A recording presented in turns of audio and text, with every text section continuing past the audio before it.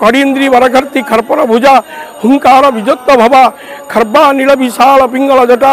जुटेग्र नागे जुटम जड्यंस्य कपाले त्रिजगतम हंतु उग्रतारा स्वयं। तेणु उग्रतारा आम दश महाविद्यार द्वितीय देवी होती तारा काली तारा महाविद्या षोडशी भुवनेश्वरी भैरवी छिन्नमस्ता च विद्या धूमावती तथा बगला सिद्धि विद्या च मातंगी कमलात्मिका एते तत्व महाविद्या सिद्धि विद्या प्रकृतिता। तेणु दश महाविद्या केतବେଳେ सृष्टि है ना दक्ष जो यज्ञ करते से सबु ज्वाई निमंत्रण करते आ शिव को निमंत्रण करनथिले बिना निमंत्रण रे शिव यज्ञ को जोग देवा को बाहर पार्वती को अपमानित पार्वती कहले नाई आमको तो निमंत्रण नाई आम जीवानी शिव किंतु कहले आम न गले यज्ञ केमती हम आम निश्चित जावाक पड़ो। तेणु शिव पार्वती मना करने सत्वे शिव बाहर जावाक से पार्वती मन दुख करी दश महाविद्या सृष्टि करते।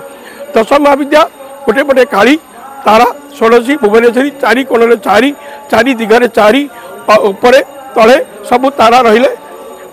दश महाविद्या सृष्टि है। ये दश महाविद्या सृष्टि समय जितेबाला शिव सबुआड़ की चाहिए देखिले माँ ठाकुराणी ठिया